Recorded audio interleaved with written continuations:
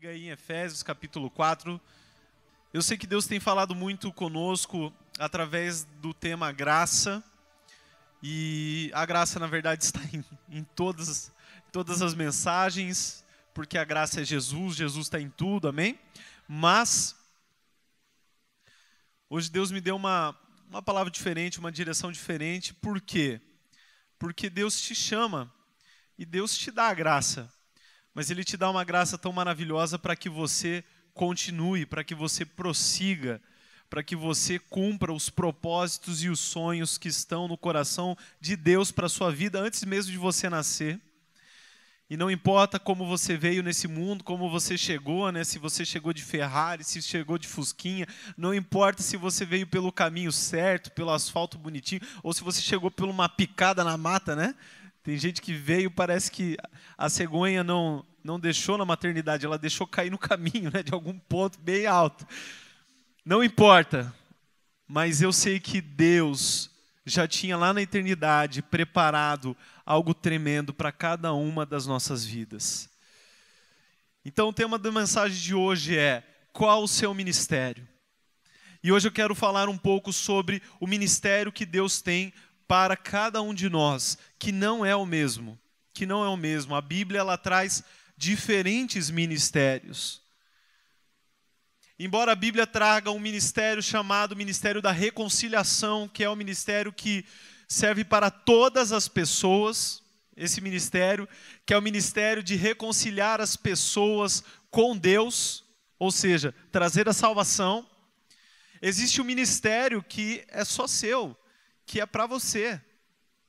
Mas antes de eu poder falar de ministério e daquilo que você nasceu para fazer, do seu ofício, do seu serviço ao Senhor, eu preciso que você entenda e viva, compreenda alguns outros princípios na palavra.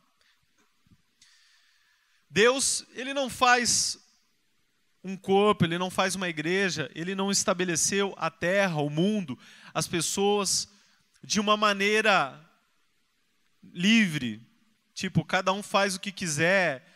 Deus não fez um reino organizado, mas que cada um faz o que der na telha, que você simplesmente hoje eu não estou a fim de fazer isso, então vou viver assim, amanhã, não, agora eu estou com vontade, eu faço, não. O reino de Deus é um reino organizado. Por isso é tão importante que cada um aqui entenda o que foi chamado, vocacionado. Vocação, que vem do latim, é chamado. No grego também vai ser chamado. Você precisa entender qual é o seu chamado. E dentro do seu chamado está o seu ministério. Se isso é tão importante, se Deus estabeleceu isso sobre a sua igreja, o que o diabo vai tentar fazer? O diabo ele vai tentar deturpar, ele vai tentar criar confusão, o diabo vai tentar fazer com que distrações tirem o foco da igreja e tirem o foco das pessoas de cumprirem o seu chamado e exercer o seu ministério. Então ele vai trazer impessoalidade. Por quê? Porque o ministério ele precisa ser vivido no corpo de Cristo na igreja. O seu ministério ele não pode ser exercido somente, por exemplo, no YouTube. Uma pessoa pode ser até um youtuber, ela pode ser, mas só falar, só isso, se ela não fizer mais nada na vida, ela está fazendo algo incompleto. O YouTube vai ser um dos meios através dos quais ela vai servir através do seu ministério, amém? Mas o pior é a pessoa que só vive de YouTube e acha que só assistindo aquilo ali está sendo suprida, está vivendo o ministério, porque isso não é um ministério, porque você também precisa dar. Então a TV, ela é algo passivo. A tela é algo passivo. Deus nos chamou para viver em um corpo. Então o diabo sempre vai tentar tirar o essencial e acrescentar o desnecessário. Então, o que o diabo fez durante a história da igreja muitas vezes em relação ao ministério? Eu vou falar uma experiência pessoal, tá? O que eu vivi e vi nesses 350 anos que eu tenho já na igreja. Desde que eu sou pequeno, eu já venho na igreja. E desde que eu sou pequeno, existiu uma ideia sobre ministérios que ela tem a ver, por exemplo, com uma empresa. Que você está numa empresa e você precisa crescer na empresa. Um dia se você trabalhar muito, você vai chegar lá no cargo máximo e daí você é alguém realizado, porque lá você ganha mais, porque lá você manda em mais gente, porque lá você é mais valorizado. E nas igrejas, num contexto geral, o sonho das pessoas foi chegar a ser pastor. Isso para mim desde pequenininho. Então as pessoas falavam assim, um dia você vai chegar a ser pastor, né? Outro, você não sonha em ser pastor? Você não quer, pastorear? Bom, sempre era voltado a ser pastor, o sonho das crianças era ser pastor, eu estou falando dos meninos, das meninas pastoras.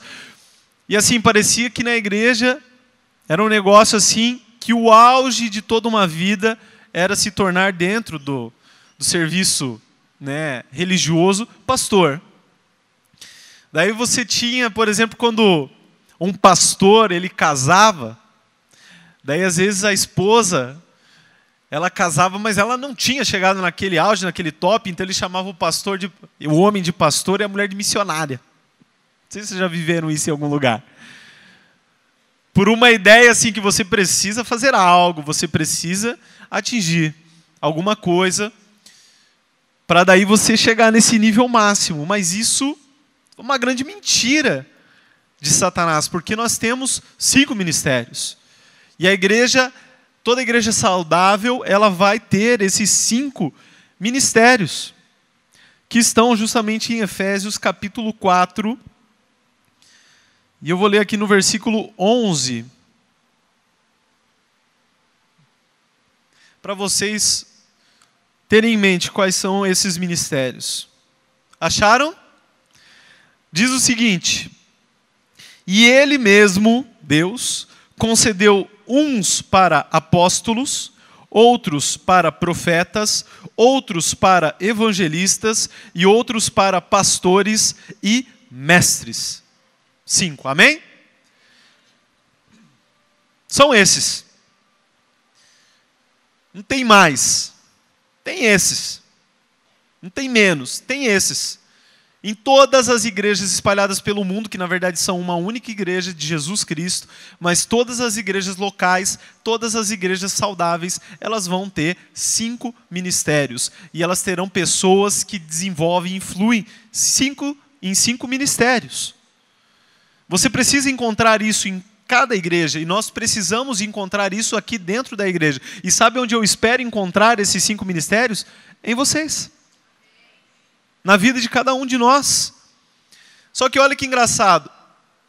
Nós somos uma só pessoa, você é uma pessoa só, mas nós temos muitas funções na nossa vida.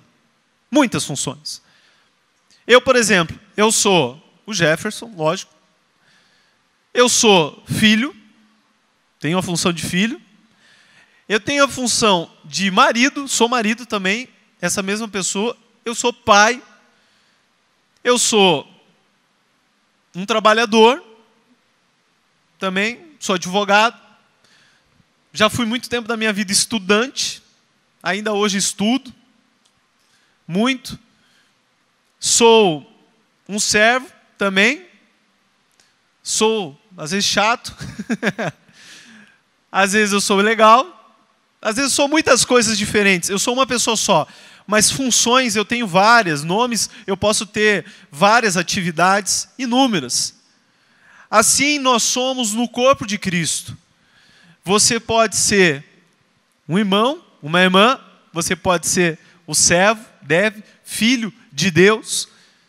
Você pode ser o mestre, você pode ser o professor, você pode ser o líder, supervisor, coordenador, outro nome, você pode ser aquele que está no voluntariado, você pode ser aquele que trabalha nas câmeras, você pode ser aquele que serve a água, você pode ser várias coisas.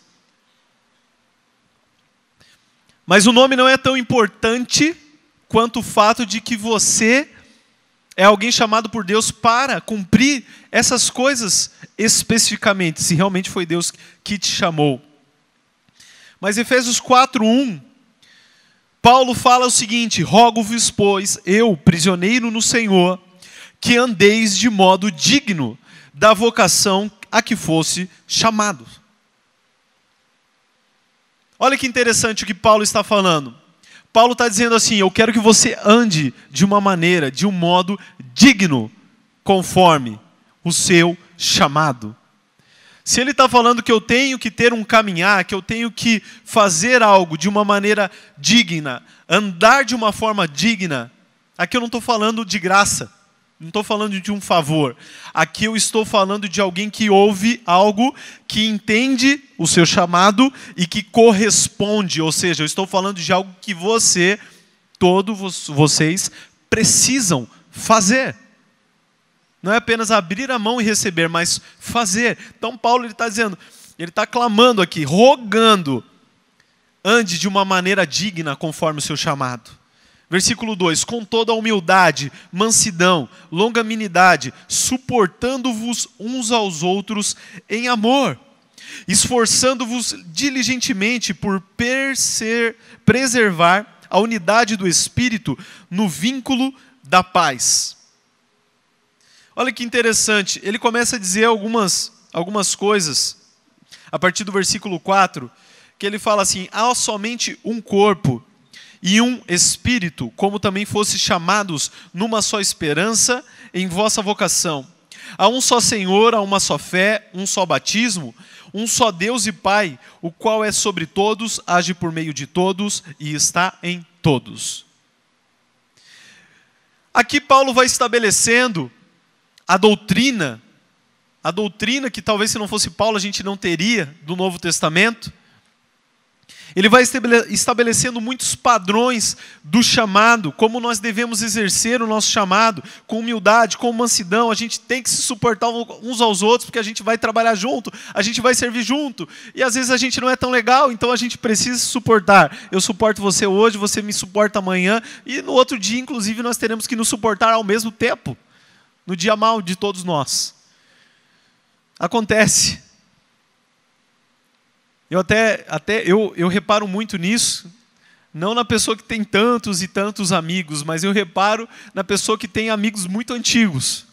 Porque a pessoa que tem amigos antigos é porque já passou por poucas e boas, já sobreviveu a esses amigos sobreviveram a essa pessoa e venceram no Senhor. Tem aquele irmão que já está na 10ª igreja, porque ele não suporta uns aos outros. Não suporta o outro, né? Ele vai achar que vai chegar um dia uma igreja que ele não tem que suportar ninguém, mas não vai existir isso, porque sempre alguém vai ter que suportar ele, inclusive. Então, não tem como isso acontecer. E Paulo fala no versículo 3, esforçando-vos diligentemente. Você tem que se esforçar muito, acredite. Há um esforço pessoal também. Você também vai ter que ter uma graça pelos irmãos. Mas ele vai falar, há um só corpo. Existe uma só igreja, um só corpo, no mundo inteiro só existe um corpo, há só um espírito, nós precisamos nos mover num mesmo espírito, nós temos uma só esperança, que é Cristo, e a vida eterna em Cristo. Se você tem uma esperança diferente, então você está na esperança errada. Se você só espera em Cristo nessa vida, Paulo fala que você é o mais miserável das pessoas. É o mais miserável de todos os homens, ele fala, se só esperamos em Cristo nessa vida. Então nós precisamos ter uma esperança, uma perseverança na eternidade. E aqui fala que há um só Senhor. No versículo 6 ele fala que há um só Deus. Eu acho interessante quando as pessoas falam, às vezes nos lugares, e assim é para não machucar ninguém, eu entendo isso, às vezes na família eu já ouvi isso. Não, vamos chegar lá, mas todo mundo, cada um que tiver uma fé diferente, vai todo mundo orar e tal, para ninguém ficar triste, porque Deus é um só. Não sei se você já ouviu essa expressão, Deus é um só. Eu fico até com medo quando eu ouço isso, porque Deus, o Deus verdadeiro, ele é um só. Se passar pela prova de esse Deus é Deus Pai, Deus Filho, Deus Espírito Santo, e o nome desse Filho é Jesus Cristo, e ele veio em carne, ele morreu e ressuscitou. É esse aí que você está falando, Deus? É esse. Ah, então, há um só Deus. Se não for desse jeito, não existe. Então, eu entendo que existe um Deus, ele é criador, eu sou criação dele, se a pessoa não passa nem disso, se não existe um Deus para ela, então já não tem nem o que falar de ministério, não tem que falar nada. Porque para um ateu, por exemplo, a vida tem um propósito que é dado por ele ou não. Então, às vezes, para um ateu, a vida não tem propósito, porque quem dá o propósito para a vida de um ateu é ele mesmo. E às vezes, se ele não quiser dar nenhum propósito, não tem propósito nenhum para viver. Tanto que existe até estudos e ensaios dos próprios ateus sobre isso, sobre o absurdo da vida, que não tem propósito, a não ser que você dê um propósito para ela. Mas quem crê num Deus, sabe que esse Deus estabeleceu um propósito para as nossas vidas. E ele fala que há um só Pai. Um só Pai. Quantos são filhos de Deus aqui? Olha que maravilhoso. Antes de você querer saber de ministério, de qualquer coisa, você precisa entender que você é filho de Deus. Porque Deus não quer que ninguém exerça um ministério sem entender que é filho. Existem pessoas que querem servir a Deus, que querem fazer as coisas para Deus, mas sem entender que é filho de Deus. Isso não dá certo. Por exemplo, a parábola do filho pródigo. Cada filho tem um problema. Tem 2 filhos, cada filho tem um problema. O filho que fica em casa, ele tem exatamente o problema de ver o pai como Senhor, mas não como pai. E é um grande problema, porque esse filho, ele está servindo, mas ele não serve a um pai, ele serve apenas a um Senhor. Então esse filho, ele não entende a sua herança, e é muito ruim isso para ele. Mas aqui fala que existe um só Senhor.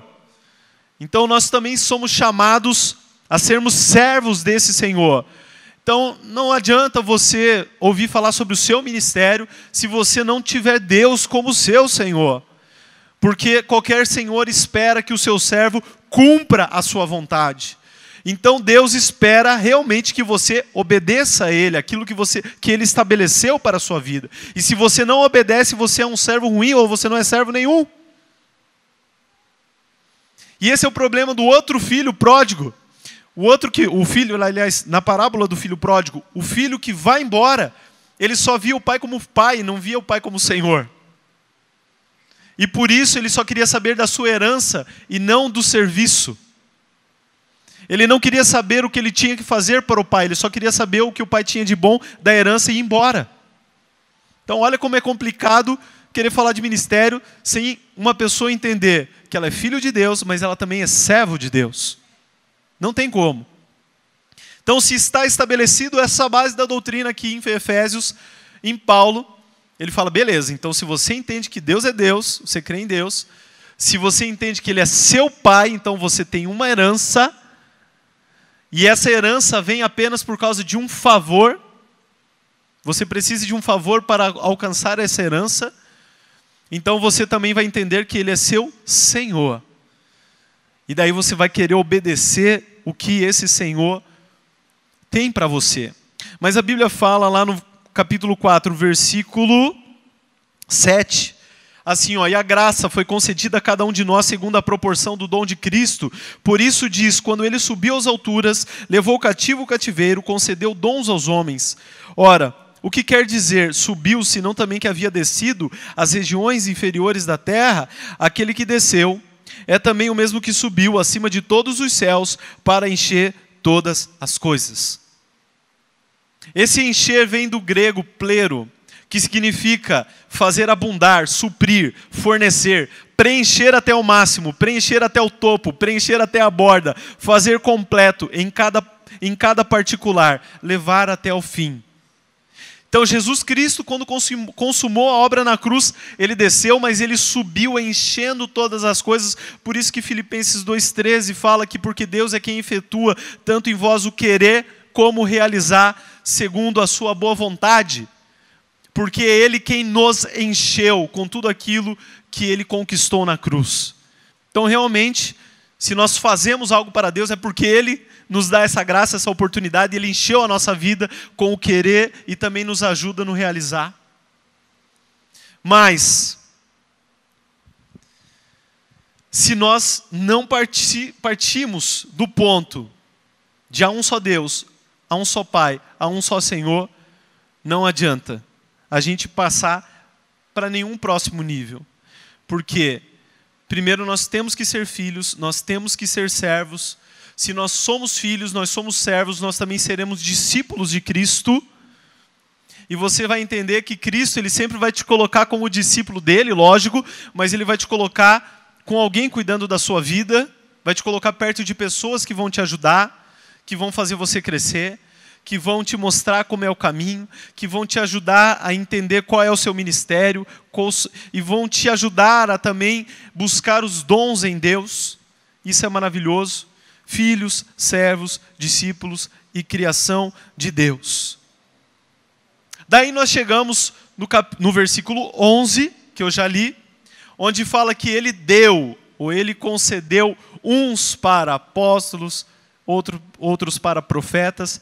E essa palavra Ele deu, ela vem do grego didomi, que significa dar algo a alguém para sua vantagem, dar um presente, entregar aos cuidados de alguém, confiar algo para ser administrado. O que Deus entrega? Os ministérios. Ministérios que, no original aqui, vem de diaconia. Diaconia que é serviço. Todos nós somos chamados para a diaconia. A igreja de Cristo, ela é uma igreja onde existe a diaconia e os carismas. Carismas que são dons. Diaconia que são os ministérios. Sempre vai existir isso numa igreja que é saudável, num GC que é saudável, numa supervisão, em qualquer tipo de grupo, departamento que nós tenhamos na igreja, precisa existir isso. Lá em 1 Coríntios 12:5 fala, há diversidade de ministérios, mas o Senhor é o mesmo. Daí você fala, mas eu não gosto e não me sinto dentro de nenhum desses 5 ministérios. Eu digo para você assim, o problema é seu. Porque Deus estabeleceu esses 5. Ou você está dentro ou você está fora do corpo. Né? Então você vai ter que se alinhar, você vai ter que se encontrar dentro de alguma dessas circunstâncias. O que você vai fazer, através do que você vai operar esse ministério, isso é uma outra história. Mas não dá para ficar acrescentando, que isso aí é o que o diabo quer fazer. O diabo ele quer ficar acrescentando. Vai acrescentar daqui a pouco ministério de coach e tantos outros ministérios, que o coach é maravilhoso, mas não é um ministério da igreja. Ele pode ajudar muito a muitas pessoas. Estou falando uma das coisas. Ministério de intercessão, a gente pode chamar de ministério, mas ministérios bíblicos são isso, embora a intercessão seja fundamental. Em qualquer coisa, a oração é fundamental. O que eu vou fazer com vocês agora? Em vez de explicar o que é cada um dos ministérios, o que é pastor, o que é apóstolo, o que é mestre, eu sei que a maioria de vocês já conhece, mas eu sei que nós temos muitas pessoas novas que talvez não entendam, ainda não tenham aprendido sobre isso. Em vez de falar o que é cada um, eu vou explicando o que é cada um, dentro das ideias erradas que se tem sobre os ministérios.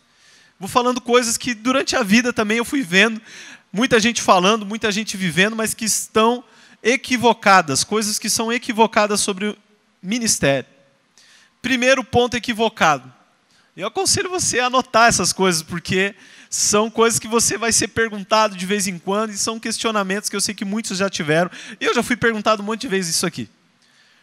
Primeira ideia errada sobre ministérios.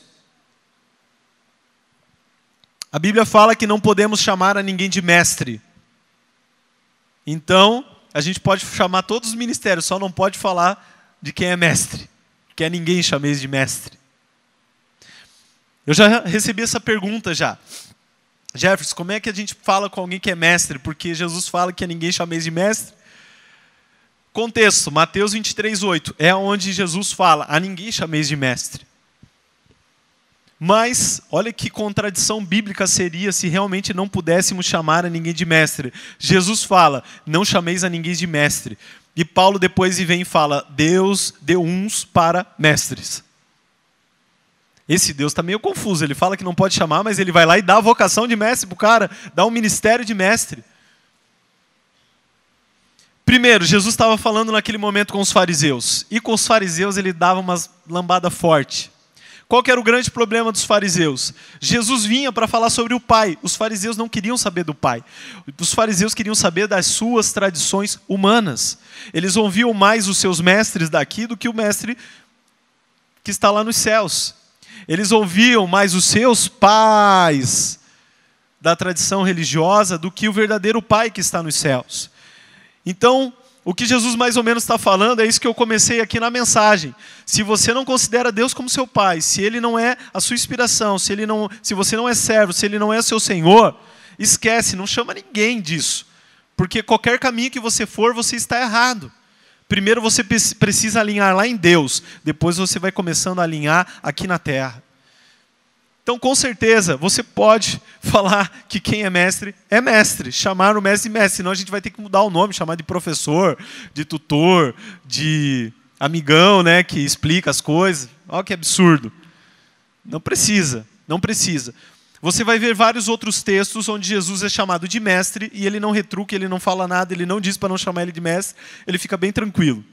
Então, você vai entender esse contexto que você pode tranquilamente chamar quem é mestre de mestre. E aonde nós devemos ter mestres na igreja? Em todos os lugares. Lá no GC tem que ter mestre. Que quem que é o cara que vai responder as perguntas quando alguém tiver dúvidas da Bíblia? Às vezes já tem lá no seu GC, né? Aquela pessoa que é o sabe tudo, né? Aquele camarada que, quando o líder fala, ele já abriu a Bíblia, né?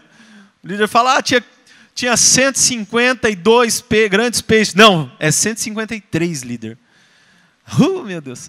Mas glória a Deus. Aquele, né? Você vai vendo o mestre, que o mestre hoje no WhatsApp geralmente vai para ele as perguntas, né? Então, o mestre é aquele que vai ensinar, é aquele que gosta disso, é aquele que ele entende. Deus deu um dom para ele, Deus deu esse ministério e é algo que flui na vida dele. A forma como ele fala, ele entende de uma maneira mais simples, então ele consegue passar isso para as outras pessoas. Então, fica tranquilo, quem é mestre pode ser chamado de mestre. Não tenha medo. Segundo ponto, que é errado sobre os ministérios. Pastor de verdade só é aquele que serve em tempo integral. Muitas vezes eu já ouvi, meu sonho é ser pastor, porque daí o dia que eu for pastor eu vou poder trabalhar em tempo integral na igreja. Mas uma coisa não tem nada a ver com a outra. Aliás, na igreja a gente não precisa só de pastor para trabalhar em tempo integral. A gente precisa de inúmeras outras coisas em tempo integral. A gente precisa de secretário em tempo integral. Na igreja nós precisamos de músicos em tempo integral. Amém, músicos? Não, nenhum músico quer trabalhar em tempo integral.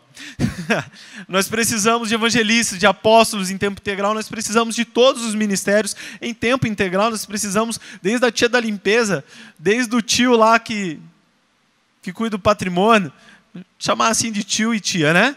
Nós precisamos de vários. Mas você que tem o chamado para ser pastor, você não precisa ser tempo integral para ser o pastor. Na verdade, o pastor é aquele que cuida de vidas. Quem cuida de vidas, de alguma maneira, está exercendo um ministério pastoral. Se você é um discipulador, de alguma maneira você já está pastoreando, você está cuidando numa proporção menor. Se você é líder, você já é alguém que está exercendo o pastoreio, você está, de alguma maneira, pastoreando pessoas, cuidando de vidas. Um pastor não é aquele que prega. Um pastor pode nunca ter pregado, mas um pastor sempre vai ter que cuidar de pessoas. Tem gente que tem o título de pastor porque prega, mas não cuida de ninguém. Esse não é pastor. Entendeu? Pastor justamente tem esse nome porque é uma analogia ao que um pastor lá em Israel ele faz com suas ovelhas. Ele cuida de ovelhas. Ele não fica declamando algum texto, poema para as ovelhas dele. Ele cuida das ovelhas. Ele guia as ovelhas. É isso, ele não prega para as ovelhas, ele cuida das ovelhas. Se ele quiser pregar para as ovelhas, pode pregar para as ovelhas, não tem problema. Mas se ele pregar e ele não cuidar, as ovelhas morrem. Então, aqueles que de alguma maneira têm pessoas debaixo de si para cuidar, você já exerce, de certa maneira, um ministério pastoral. Amém?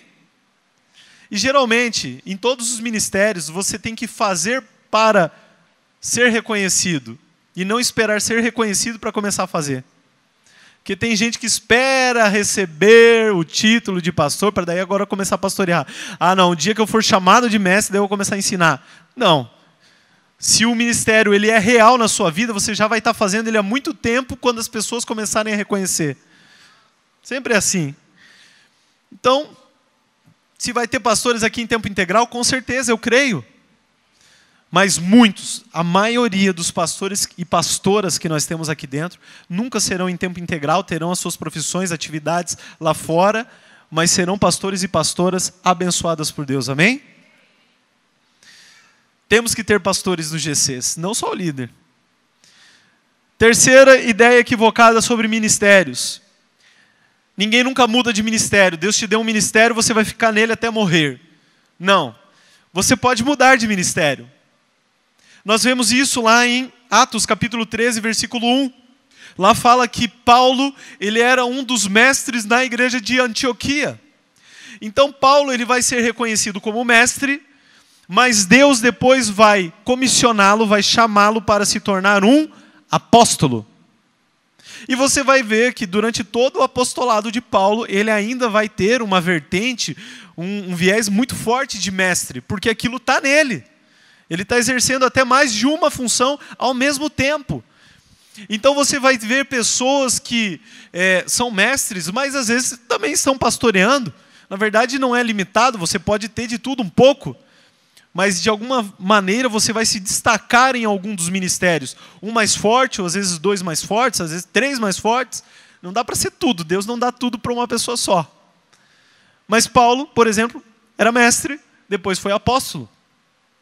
Isso pode acontecer com todos nós. Às vezes você começa lá no GC, você está cuidando de pessoas, você está pastoreando, depois Deus começa a te usar como um evangelista, e você muda, você se torna um grande evangelista e tal, e às vezes Deus vai te levar para outro lugar ainda, você vai ser um profeta. Glória a Deus por isso, não tem problema. Então, não é porque você começou em uma coisa que você vai morrer nela, você precisa estar aberto para Deus. Quarto ponto. Profeta, quarto ponto que as pessoas entendem errado.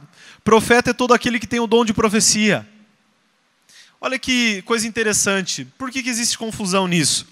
Porque a profecia ela está nos dois. Ela está nos carismas e ela está também na diaconia. É o único que está assim. Ela está lá nos dons de profecia, e ela também está aqui.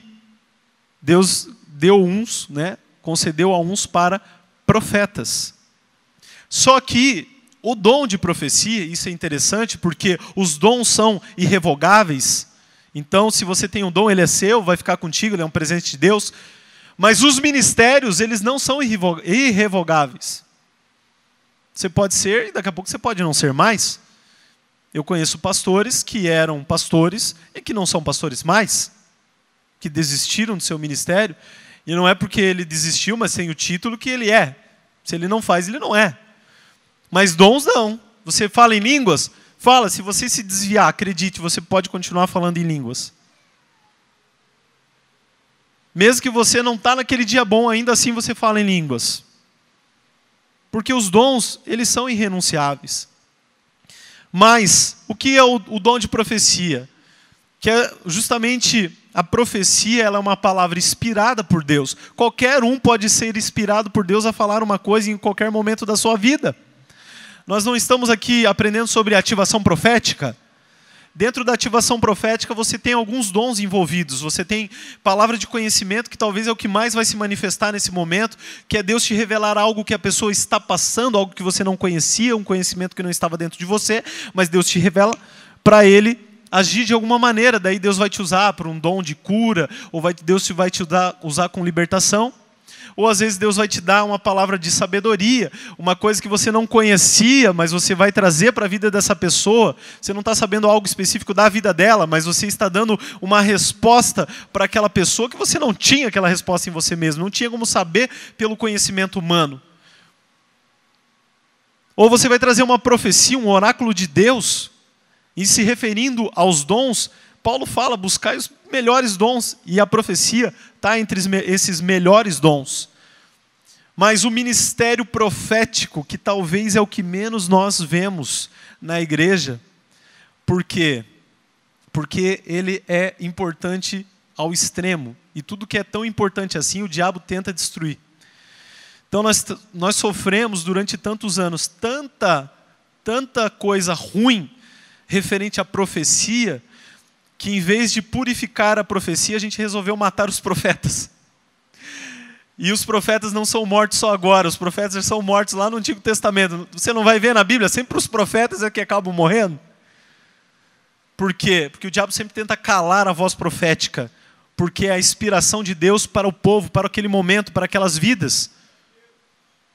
Então, o ministério profético é com certeza um dos ministérios que mais precisam crescer e se desenvolver na igreja. Nós precisamos conhecer pessoas como profetas de Deus. Homens e mulheres como profetas de Deus. Que daí não é aquele cara que só tem um dom de profecia que vai ser usado para dar uma palavra, alguma coisa assim. Mas é aquela pessoa que sempre é usada, ela tem aquele dom. Eu conheço pessoas que têm esse dom, sempre são usadas. Não é se ela está bem, se ela está mal, não é se ela está concentrada. Em todos os momentos, Deus escolheu essa pessoa e ela é usada por Deus. Essa semana ainda eu presenciei um profeta dando uma profecia para o pastor Eloy. Nunca tinha visto ele na vida. O cara profetizou 12 minutos para o pastor Eloy. 12 minutos. O cara nunca tinha visto o pastor. Ele contou nome de ministério que tem aqui dentro da igreja. O cara nem conhecia, nunca tinha nem visto, ele não sabia nem o nome do pastor Eloy.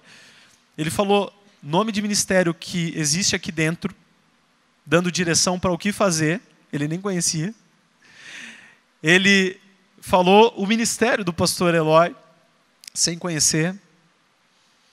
Revelou coisas aí que eu não posso contar, mas vocês, muitas coisas dela já sabem. Mas, cara, não é uma palavra que eu chego no ouvido aqui. É 12 minutos falando.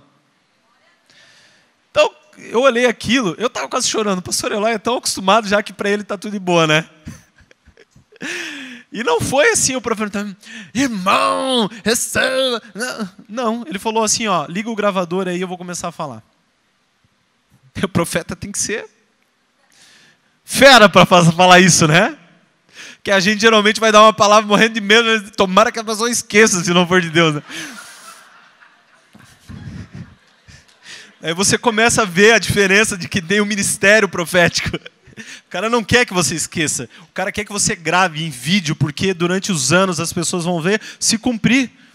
A gente não vê, às vezes, aquele vídeo de pessoas falando sobre o Brasil, lá no Canadá. O Brasil vai ser assim, vai acontecer, vai tal. Provavelmente aquela pessoa ela tem um ministério profético. Porque Deus está usando ela para dar chaves para uma nação inteira. Então é uma coisa muito forte. Então nós devemos saber que existem nesses dois lados. Mais uma questão aqui. Mais um pensamento errado sobre ministérios. Evangelistas são as pessoas que fazem missões. Esse é um pensamento muito errado, mas que eu já vi. A gente confunde evangelista com missionário. Só que, cara, a gente trouxe um pastor aqui, ele era da Indonésia, aquele que pregou aqui. Vocês lembram? Tailândia. Por que a gente confunde? Que uma pessoa que se dispõe a sair da sua casa, deixar a sua família, deixar tudo, e ela vai fazer missões lá longe, a gente tem aquela ideia que missionário só vai para um lugar que todo mundo fala uma língua esquisita, que ele vai ficar pelado e que acabou a vida dele. E não é bem assim. Existem, com certeza. Mas missionário é todo aquilo que tem uma missão. E todos nós temos uma missão em Deus. Então todos nós somos missionários, amém? Eu acho que quem estava lá na escola, né, de evangelismo com o Jamie, né, lá no Espiritual, com certeza deve ter ouvido falar alguma coisa em relação a isso, que todo mundo tem uma missão. Se ela é aqui, se ela é dentro da sua casa, se ela é na sua cidade, se ela é longe, todo mundo tem uma missão. E Deus precisa não só de evangelistas para serem missionários, Deus precisa de mestres como missionários. Como é que vai ter o povo que vai escrever lá a Bíblia na língua do outro povo? Depois que o evangelista vai lá, abre o caminho e tal, o apóstolo vai lá e abre o caminho, precisa de um pastor para cuidar daquele povo. vai precisar de um evangelista que continue lá ganhando almas, vai precisar lá de um profeta que vai liberando a palavra de Deus. Então, missionários precisam de todos os ministérios, precisam-se de missionários. Então, não é só o evangelista. Os evangelistas são aqueles que gostam de pregar o evangelho, que são chamados por Deus para pregar o evangelho, as boas novas. É aquele povo que ele não está tão interessado com o que está rolando dentro da igreja, ele está desesperado com o que está acontecendo com o mundo. Ele está vendo os perdidos, ele não está vendo quantas pessoas vieram para o culto, ele está vendo quantas pessoas faltaram no culto, quantas pessoas poderiam ter chegado no culto, quantas pessoas ainda vão vir para essa igreja. Esse é o coração do evangelista. Como que eu posso fazer? A única coisa que ele pensa para dentro é: onde estão os outros evangelistas? Onde estão as outras pessoas que vão pegar junto comigo? Nós temos muitos evangelistas aqui, nós temos um ministério de evangelismo. Eu sempre falo que eu vejo muito forte na vida do Rubem esse ministério evangelístico. O Jamie nem precisa falar porque é muito forte, sempre foi muito forte essa veia evangelística, de realmente gostar, ir lá, pregar e tal. O Jamie gosta de estar aqui, mas eu sei que ele curte estar lá no Deeper, lá nas faculdades, falando para o povo que ainda que conhece, que não conhece. Quem que vai no Deeper aí? Glória a Deus, glória a Deus. Então todos nós somos missionários e temos muitos chamados aqui para ser evangelistas. Então se você tem isso no seu coração, você é um evangelista. Outra ideia equivocada, não talvez equivocada, mas às vezes é uma pergunta que muitos fazem. Ser apóstolo, o apostolado é o maior dos ministérios? Paulo, em 1 Coríntios 9:1, ele fala assim: porque para mim me parece que Deus nos pôs a nós, os apóstolos, em último lugar, como se fôssemos condenados à morte, porque nos tornamos espetáculo ao mundo, tanto a anjos como a homens.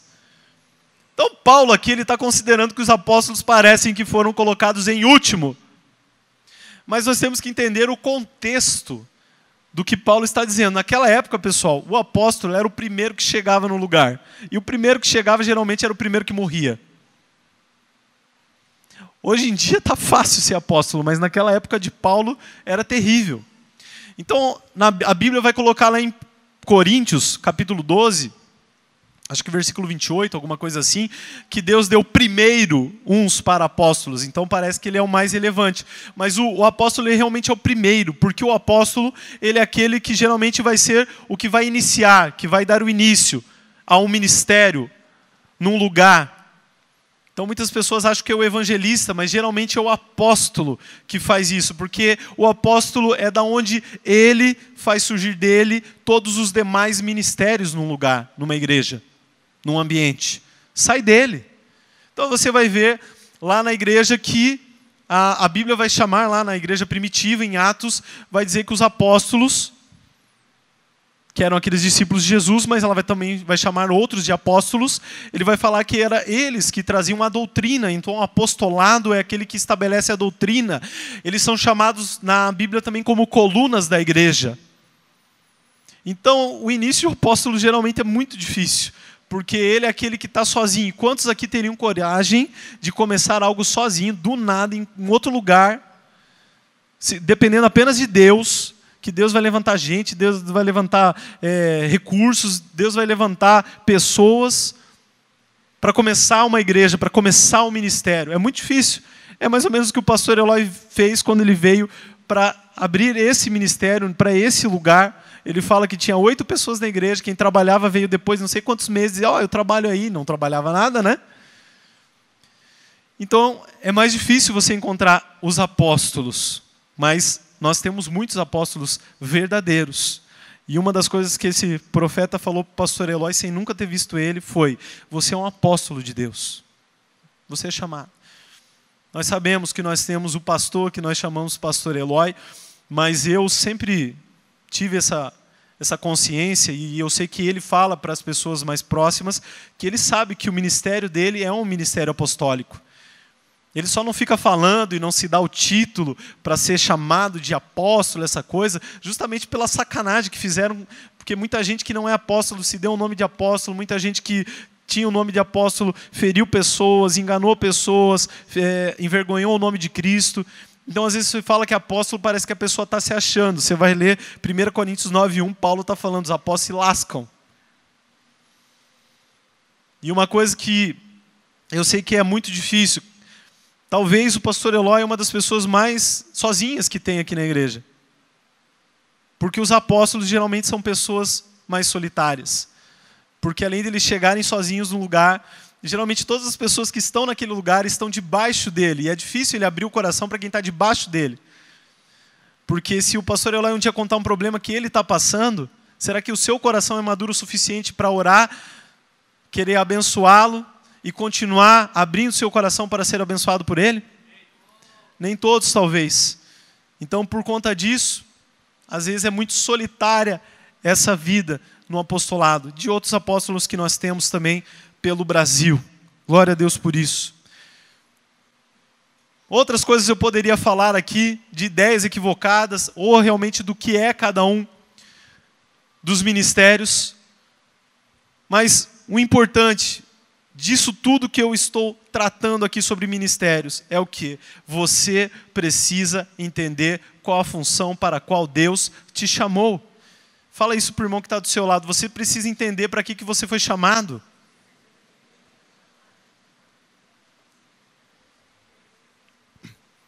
E para que existem os ministérios? A própria continuação desse texto em Efésios 4, a partir do versículo 12, ela fala por quê? Fala, com vistas ao aperfeiçoamento dos santos, para o desempenho do seu serviço, para a edificação do corpo de Cristo, até que todos cheguemos à unidade da fé e do pleno conhecimento do Filho de Deus, à perfeita varonilidade, à medida da estatura, da plenitude de Cristo, para que não mais sejamos como meninos, agitados de um lado para outro e levados ao redor por todo vento de doutrina, pela artimanha dos homens, pela astúcia com que induzem ao erro. Então, por que nós precisamos que toda a igreja esteja engajada nos ministérios? Por que preciso que você seja alguém que exerça o seu ministério, aonde quer que esteja? Porque é isso quem faz o aperfeiçoamento dos santos. É isso quem nos melhora. Deus deu uma responsabilidade por você. Deus deu uma graça, mas Deus te deu uma responsabilidade. Aperfeiçoar os seus irmãos. Então, quem está trabalhando no voluntariado lá na frente, recebendo as pessoas, ele está exercendo um ministério muito forte, porque ele está trabalhando para as pessoas novas de uma maneira muito evangelística. Muito.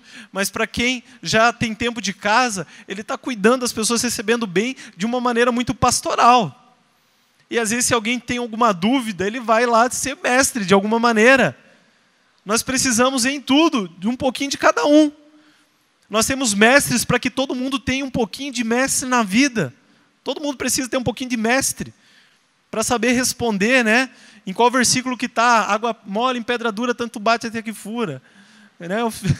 Cabeça vazia, oficina do diabo, sabe? Todas aquelas coisas que não estão na Bíblia, mas as pessoas insistem que vai estar em algum lugar. Deus ajuda quem cedo madruga. Essas coisas assim. Precisamos.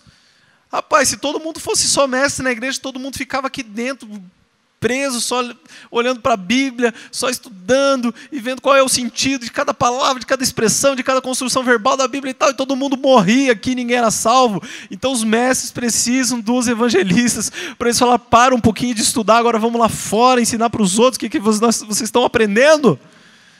E tem que ter aquele apóstolo que fala, meu Deus, essa igreja está tão maravilhosa, tão legal, mas tem tantos lugares que não tem uma igreja tão maravilhosa como essa. Deus está trazendo no meu coração o desejo de abrir em outro lugar uma nova igreja. Talvez é no seu coração que Deus já está falando isso há tanto tempo. Talvez é no seu coração, talvez não é nem para o Brasil, talvez é para os Estados Unidos, talvez é para a Europa, talvez é para outros lugares. Nós precisamos entender que nós somos usados para aperfeiçoar a igreja. Se você é alguém que só está vindo aqui só recebendo, se você só vai no GC e só recebe, se você só é alguém que escuta, é muito bom escutar, mas se você só é alguém passivo, você não está ajudando em nada no aperfeiçoamento dos santos. E desse jeito a gente nunca vai chegar à plenitude do conhecimento da estatura da largura de Cristo. Eu acho que a gente só vai chegar mesmo quando ele vier na sua segunda via aqui em glória sobre a terra. Mas nós temos que dar o nosso melhor. E uma igreja que tem todos os ministérios atuantes, ela não é levada por todo vento de doutrina. Rapaz, muito lugar que a gente vê é triste. Porque as pessoas acreditam em qualquer coisa, as pessoas vão para qualquer lugar. Então, quantos irmãos nossos até aqui, veio um outro falando, não é assim, não é desse jeito, não é assado e tal, e a pessoa já vai, acredita e vai embora. E perde algo maravilhoso de Deus para ela. Mas se você está alicerçado com todos os ministérios, nós teremos uma coisa chamada maturidade, amém? Como é que eu começo a fazer e entender qual é o meu ministério? Sabe como é que você aprende a fazer o seu ministério? Fazendo. Você só vai aprender fazendo. Uma vez eu vi um cara falar assim, tem escola para ensinar a ser pastor, tem escola para ensinar a ser professor, mas cadê a escola para ensinar a ser profeta? Nós temos, hoje, muitos no mundo. A Bethel mesmo é uma referência nisso. Mas eu acredito que a maioria dos profetas ele foi fazendo, foi sendo usado por Deus, e ele foi cuidando na Bíblia sobre o que é verdadeiramente a profecia, exortando, edificando, consolando, para fortalecimento dos santos, usando a Bíblia. Mas se você quer exercer, fala assim, Jefferson, o que eu faço? Faça, comece fazendo, se envolvendo, porque a diaconia nos ensina a fazer aquilo que é necessário. O diabo ele sempre vai colocar o quê? Confusão. Eu não sei o que eu fui chamado. Comece a fazer alguma coisa, Deus vai te guiando pelo caminho. Ele vai trazer inveja. Como eu queria ser profeta, porque profeta é mais legal. Você fala para as pessoas, todo mundo... O mestre é meio chato, porque a pessoa fala, o outro diz assim, eu já sabia disso. Né? Ou hoje está muito chato, porque o mestre pergunta, a pessoa procura no Google e acha. E é errada ainda a resposta, mas ela acha. Né? Evangelista. Todos esses... O diabo vai falar, o negócio quer ser evangelista, então faz cruzada. Tem que ser grande. Só tinha 50 mil na sua cruzada. Evangelista mais ou menos. Que isso? Deus não chamou todos para ser o Billy Graham. Deus ele quer matar alguns ministérios, como eu falei da profecia, do ministério profético. Em tantas igrejas que não tem nenhum mestre, daí todo mundo acha a Bíblia, lê a Bíblia de qualquer jeito, faz do seu jeito. Igrejas que não tem apóstolo, as pessoas acham que vamos colocar alguém só para cuidar aqui, que organiza as coisas, mas não tem nenhum apóstolo que vai ser cobertura, que vai orientar o povo, que vai delegar ministérios. Nós precisamos disso. Mas, como eu comecei falando, não adianta você querer descobrir qual é o seu ministério se você ainda não vive o quê? A sua filiação em Cristo e o seu sacerdócio em Cristo. Se você não vive um sacerdócio diário com Deus, não adianta querer fazer ministério nenhum. Amém? Paulo fala para Timóteo, avives o dom que há em ti. Aquilo que foi lhe dado por imposição das minhas mãos. Essa não é uma palavra para te fazer chorar, essa palavra não é para você ter a solução de um problema amoroso, mas essa palavra é a palavra que vai te dar o verdadeiro galardão pela sua eternidade. Essa é a palavra que deseja, da parte de Deus, que você entenda o seu lugar no corpo de Cristo.